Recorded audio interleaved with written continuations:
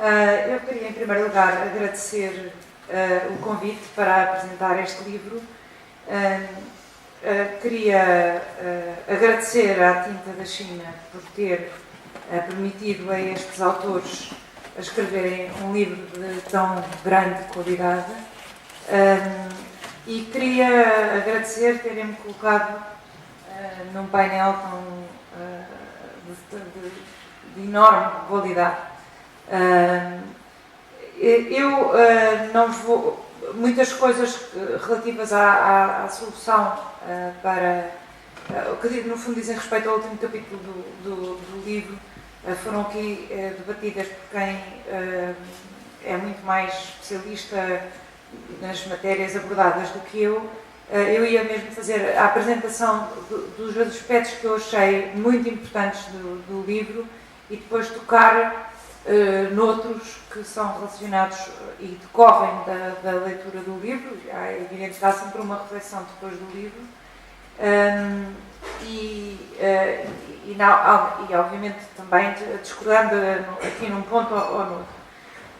Eu também acho que este livro devia ser lido por toda a gente. Aliás, se fosse possível fotocopiar milhões de exemplares, eu voluntariava-me para ir pelas ruas oferecer nas paragens de autocarro e nos sinais de trânsito e a distribuir por toda a gente.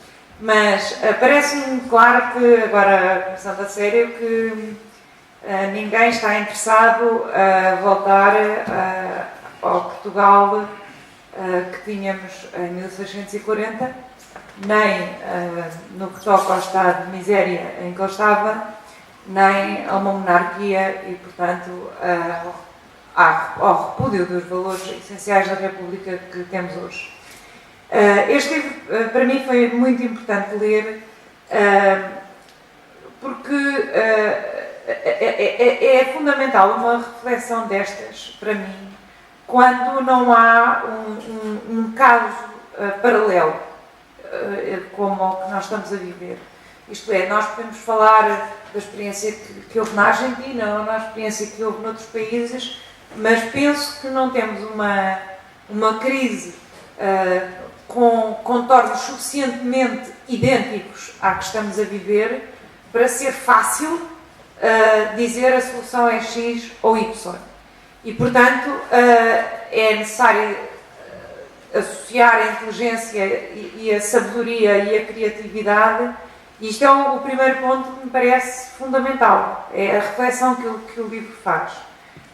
Em segundo lugar, a importância que tem de não falsear as origens ou as causas da crise, e penso que aqui devia haver um espaço de consenso, de mera honestidade intelectual, que, no sentido de abrir espaço, pelo menos ao consenso da reflexão.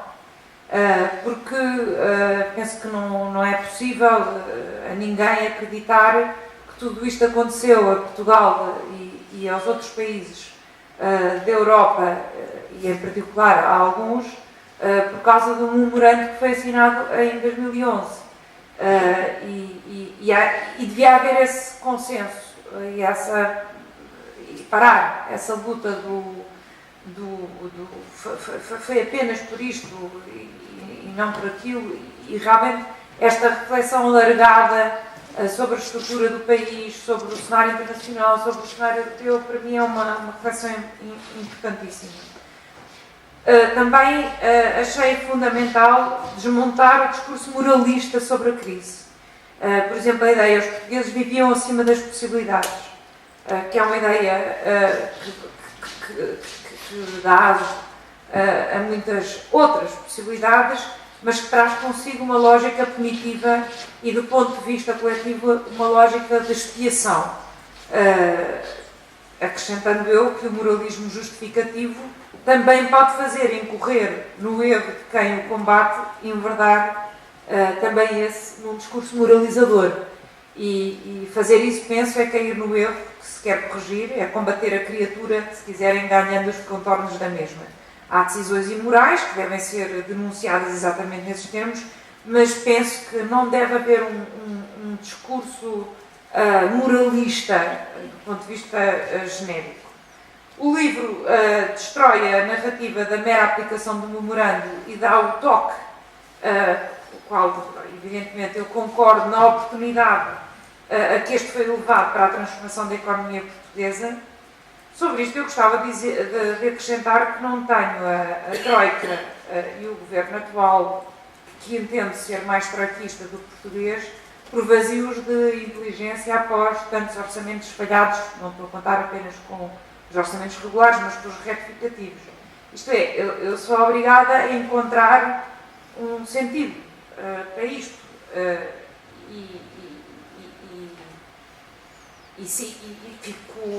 Tenho um sentimento de revolta quando vejo os nossos representantes abraçarem representantes do FMI, sendo mesmo o governo quem sugere metas impossíveis que depois são incumpridas sempre, incumprimento esse que é sempre perdoado e sempre transformado em novas metas. Ora bem, eu não sou economista, mas nem sou especialista em finanças, mas se assim é, há uma coisa que eu não percebo, é por que raio, desculpem a expressão, ao fim de tantas avaliações, não passa pela cabeça do governo ter uma postura mais forte nas negociações e colocar Portugal em primeiro lugar e começar por sugerir à Troika, a priori, as tais metas mais suaves, que já aprendeu por treino, serem as que depois se materializam em incumprimento imediatamente provado. É um ciclo vicioso do qual eu não consigo sair. Ou talvez consiga desta forma. O sentido para mim é só um. Desde que o governo faça os cortes sucessivamente acordados, a Troika aceita imediatamente novas metas. Pelo que o cumprimento não está nas metas, está nos cortes. E assim, numa economia desfigurada e num Estado que nos faz recuar mais de 100 anos para o entendermos. Em bom rigor, eu teria de concluir, então que bastaria desde o início tal programa cautelar, que agora vai surgindo para uns como uma coisa boa, para outros como uma ameaça, mas tem que encontrar um sentido para isto, e é o sentido que eu encontro. O sentido para mim do cumprimento por parte da Troika são os cortes, não são as metas. Penso que o fundamentalismo de mercado enunciado no livro só tem um obstáculo. Esse fundamentalismo de mercado que o livro denuncia, eu aqui estou a enunciar o que o livro denuncia e fundamenta, tem um obstáculo. Esse obstáculo chama-se Estado de Direito Democrático. E aqui já entro mais na minha área, mas vou ser muito leve. O Estado de Direito Democrático é uma expressão constitucional carregada de sentido e com a cautela de ser de direito e não apenas democrático. E se há economistas que já afirmaram que a Europa caminha para o suicídio devido a estas políticas e que nunca houve um programa de austeridade que tivesse sucesso num grande país, o facto é que já houve políticas terríveis de austeridade mais fáceis de implementar do que estas. A facilidade estava no facto de se dirigirem a países totalitários. Ora, aquilo que simbolicamente significa, para mim, ver um vice-primeiro-ministro chamar de protetorado a Portugal é o apagamento da dimensão de direito do tal Estado que não é apenas democrático. Por isso mesmo, a maioria, seja do PSD, do CDS, seja do PS, não pode fazer o que entende. Somos soberanos porque temos uma Constituição, já agora moderna, banal, no melhor sentido, igual a todas as que nos rodeiam, e temos um Tribunal Constitucional. Também apaga a dimensão de direito de um Estado que não é só democrático, repito, isso era no século XIX, que surjam vozes, nomeadamente de conselheiros de Estado, mas aí, enfim, quem escolhe os conselheiros de Estado não é nenhum dos presentes, a clamar por um Tribunal Constitucional cooperante com a maioria e com este programa. Ou melhor, quem escolhe este Conselho de Estado em particular. Isto é desfigurar o Estado de Direito Democrático. Isto é afirmar que as decisões da maioria eleita devem ter a cooperação de todos do próprio Tribunal Constitucional. Isto é ignorar que o Tribunal Constitucional não existe para acompanhar ou para ter o Governo ao colo. O Tribunal Constitucional serve exatamente para o contrário, serve para incomodar. Para ser chato mesmo, quando para decidir quando os limites do tal do direito forem ultrapassados, para garantir a Constituição, o texto que nós aprendemos na faculdade, que é o texto contramaioritário do sistema. E mais contramaioritário quando o tal do democrático, falhando de uma forma muito precisa, muito forte nas suas promessas eleitorais, infringe a Constituição, e estamos num período de crise, mais do que nunca aí o Tribunal Constitucional é importantíssimo. Claro que pode ser alvo da culpa de um falhanço em caso de necessidade de atirar o pano.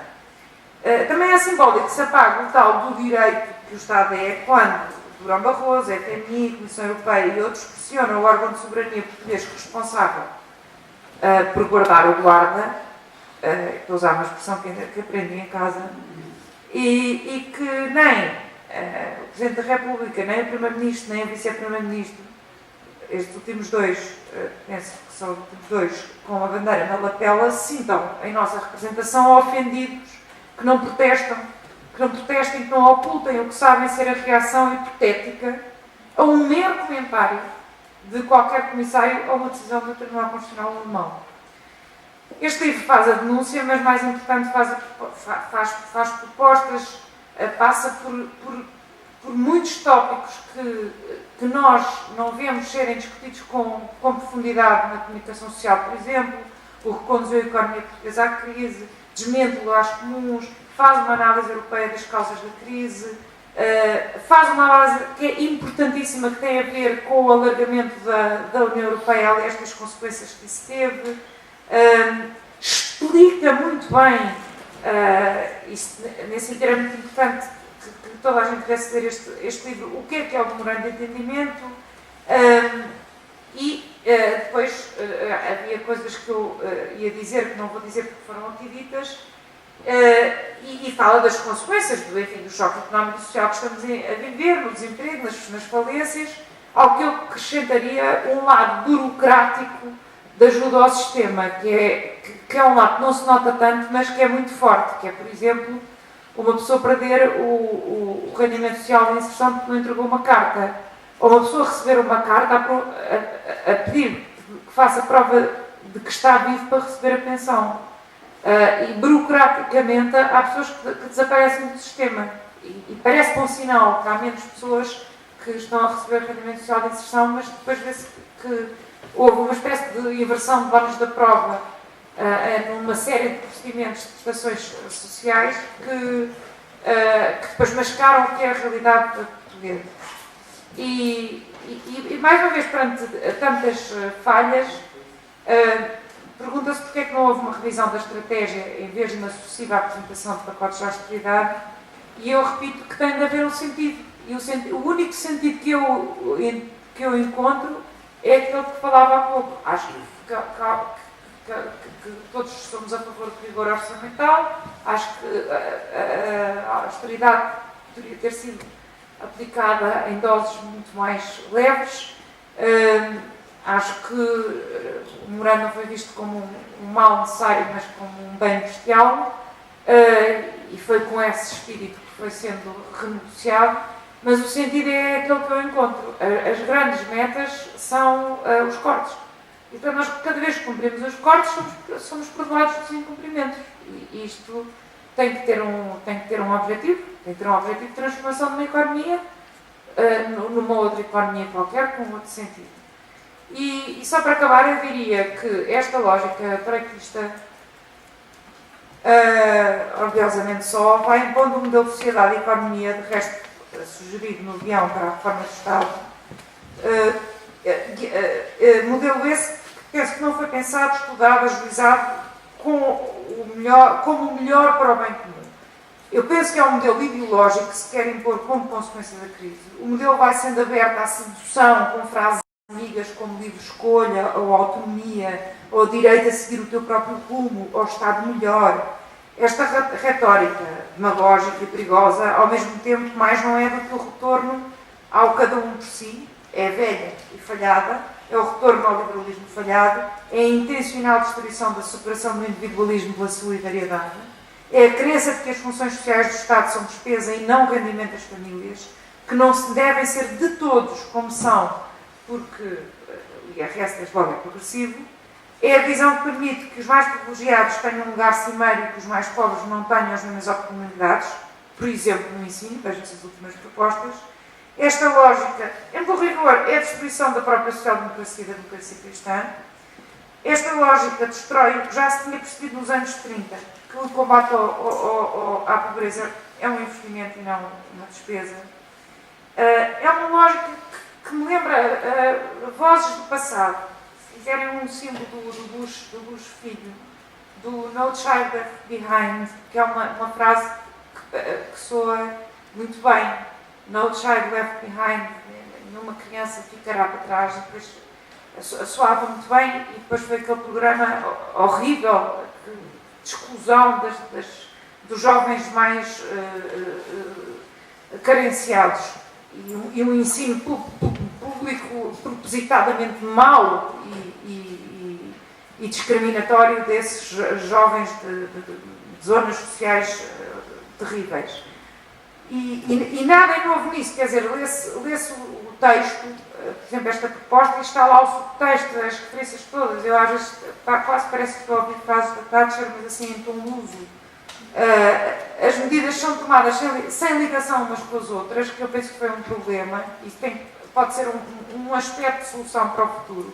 Por exemplo, eu não conheço nenhum estudo sobre a relação entre a precarização do trabalho e a sustentabilidade da segurança social. E a única justificação que encontro é porque tudo tem sido feito para tornar a segurança social insustentável e a partir daí justificar medidas de miséria sobre os pensionistas.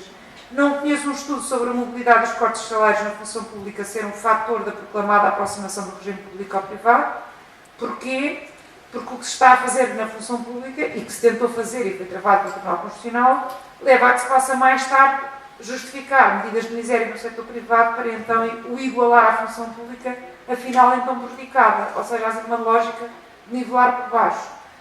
Mas não somos um protetorado, porque temos Constituição, porque somos uma república soberana empenhada na sociedade livre, justa e solidária, porque somos um Estado de Direito Democrático que visa a afirmação da democracia económica, social e cultural e nenhum tratado sobrepõe a esses princípios.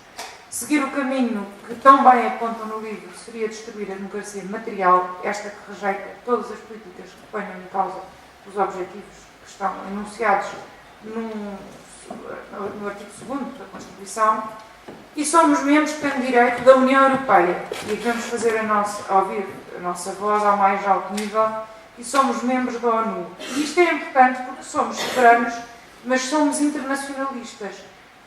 O que anda esquecido propositadamente, num abuso, penso eu, da palavra pátria, para convencer a intenção alegadamente patriótica que assim vai derrubando a própria pátria, que não está, felizmente, orgulhosamente só. Muito obrigada.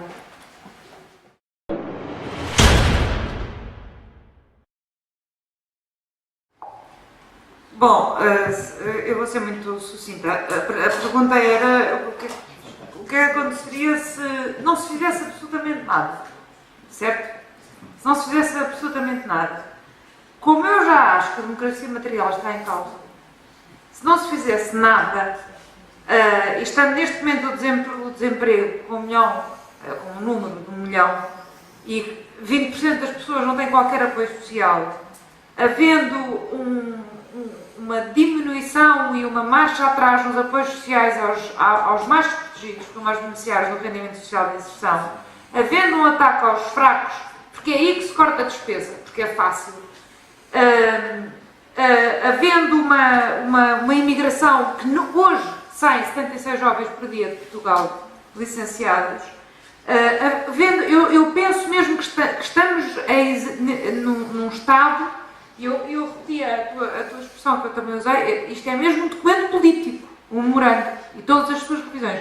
Nós estamos perante um documento político e com as suas revisões, eu acho que está a ser exercido neste momento, e não vou ser jurídico, uma violência sobre os idosos. Violência, quer dizer, abuso, é um abuso sobre os idosos. E já vivemos hoje num clima de insegurança total, que é insuportável na relação do cidadão com o Estado, porque não sabe quando é que vai pagar impostos, não sabe qual é que vai ser o seu salário, não sabe quanto é que vai pagar de mim, não sabe como é que vai ser a sua renda, não sabe se vai ter reforma, se não vai ter reforma, se os seus filhos estão desempregados, se estão empregados, etc. E portanto eu acho que se não se fizesse nada, efetivamente, aquilo que o Estado incute, mas também começa de baixo para cima, mas depois o Estado incute, e no fundo é o princípio em que se baseia todas as nossas funções, que é o princípio da solidariedade, e que se chama comunidade, desaparecia. Desaparecendo a comunidade, desaparece a sociedade, desaparecendo a sociedade, desaparece o Estado. E portanto, estes problemas têm que ser encarados, como o problema da saída do euro, e já agora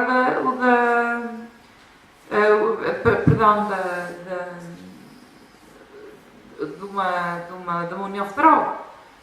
Também têm que ser encarados. Agora, também me lembro que diziam que era impossível discutir a saída do euro porque o poder de compra dos portugueses desceria 30%. Mas quanto é que desceu até agora? Já desceu 30%, não já? Quer dizer, eu não sou economista, se calhar estou a dizer os poderes pegados, mas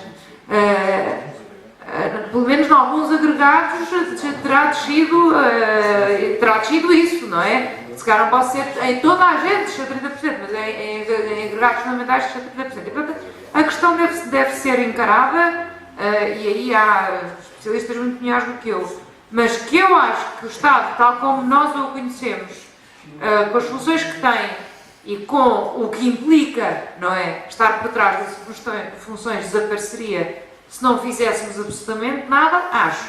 E também acho, seguindo o raciocínio involuntário do Presidente da República, quanto maior é a dívida, mais impagável ela é, não é? Portanto, talvez alguém veja isso como uma boa notícia. Não.